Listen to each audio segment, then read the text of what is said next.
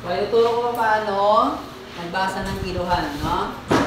Gamit itong weighing scale na ito. So, madalas kasi pag tayo ay namamalengke, minsan kasama tayo ng ating nanay o kaya tatay. Lola. So, pag bumibili tayo ng mga may item, no? Halimbawa gulay, prutas, karne, no? Manok, mayan o baboy, gumagamit ng weighing scale na kagaya nito, no? Sa mga hindi pa nakakaalam, no?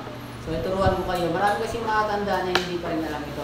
Ngayon, kagaya sa inyo, grade 5, siyempre dapat maging alamin na rin ito kung paano gagamitin. Na parang, uy, mama, papa, mali po yung sinasabi niya. So, kaya ko kayo pinay-skip counting nung nakaraan. Yaman lamang na alam niyo na at saulado niyo yung multiplication table, magagamit at magagamit mo yan sa pagbilang ng ito, ng kilohan na ito. Para malaman mo rin, madali kang makapag-multiply kung magkano ba yung kilo ng isda o gulay o karne na yung binibili.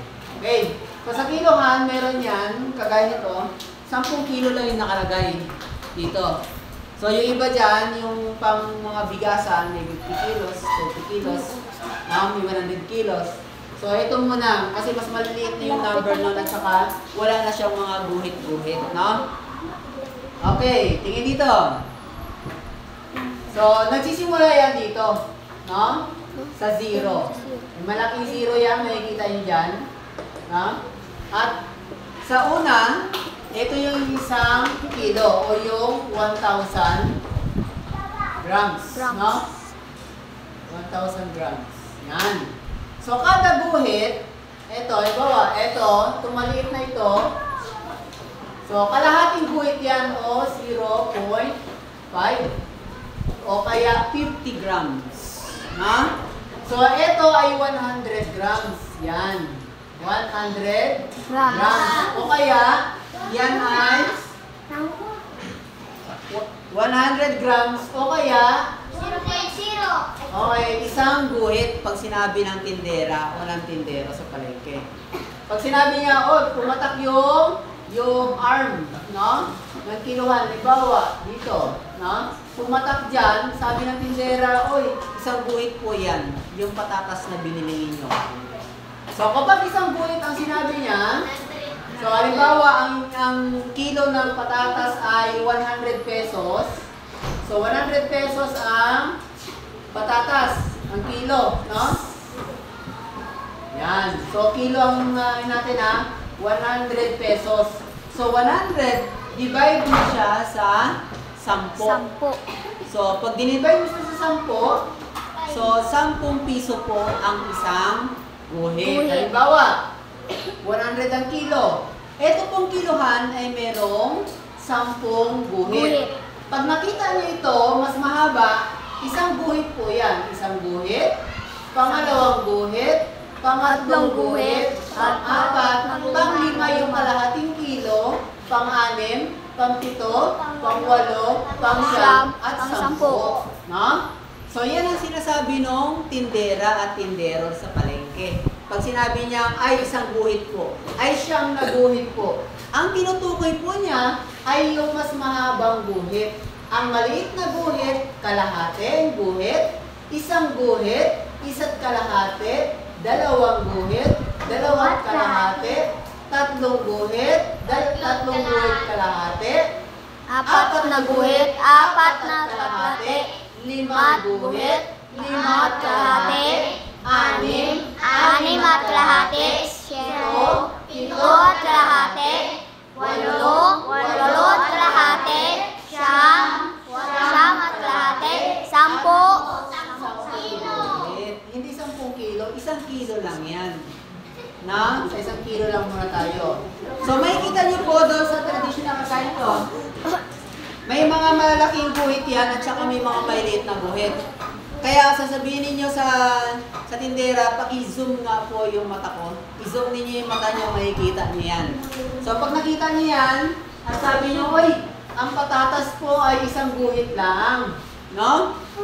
At ang sabi, 100 pesos. So, divide mo sa 10 yon. Kung 100 pesos ang katumbas nito, divide mo sa 10, 10 ang isang guhit, 10 piso.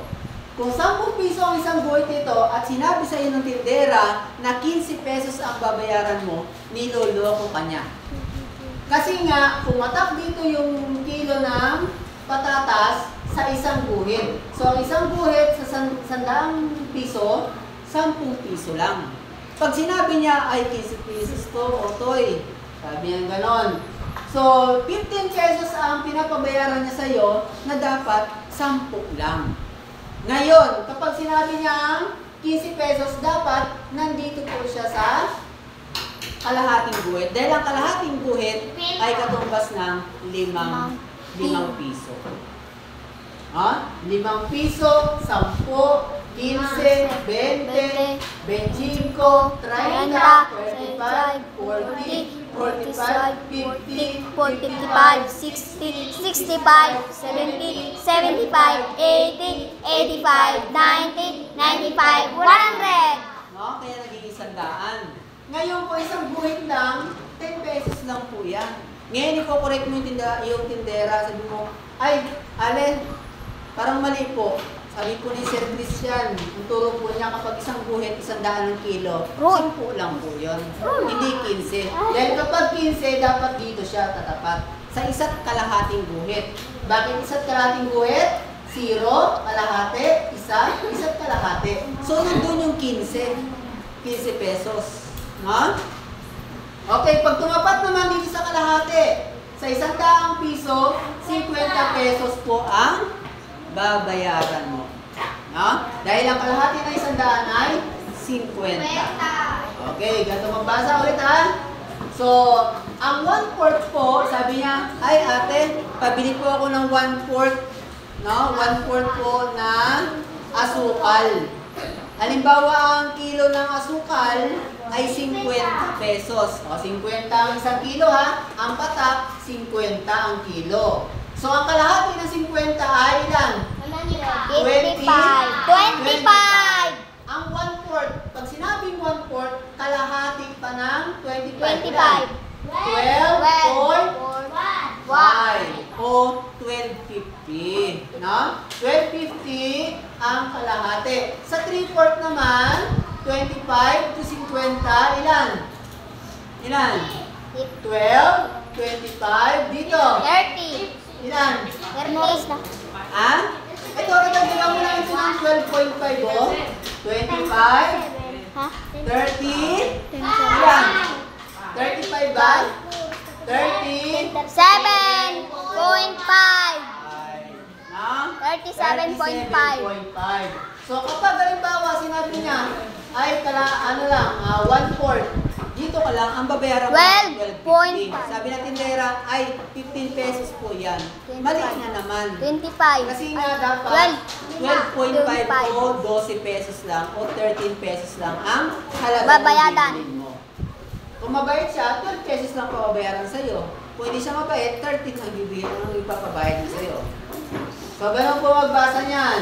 Isang guhit, mas mahaba, 2 guhit, 3 guhit, 4, na guhit, 5, kalahating kilo, 6, 7, 8, 9, 10. Okay. Kita niya?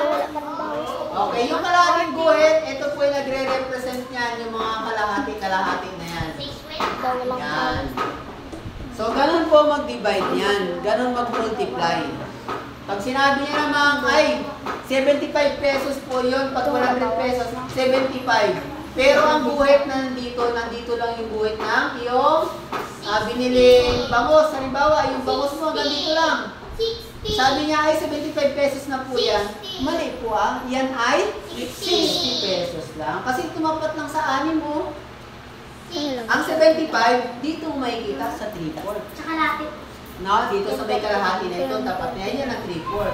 Ito yung 75 pesos. Pag sinabi niya yung 6 na guhit ay 75 pesos na, dahil kala niya hindi ka marunong magbasa ng kiluhan, so niloloko ka lang po niya. Yung 7, ito, pagtapos ng 3/4, ito na po yung pang-8. Kung dito tumapat, i-times mo lang siya sa 100. I-divide mo siya sa 100. O kaya i-times mo siya sa tag-10. Kung tag-10 ang isang guhit, 8 times 10 mo lang, 80 ang iyong Mamaya na.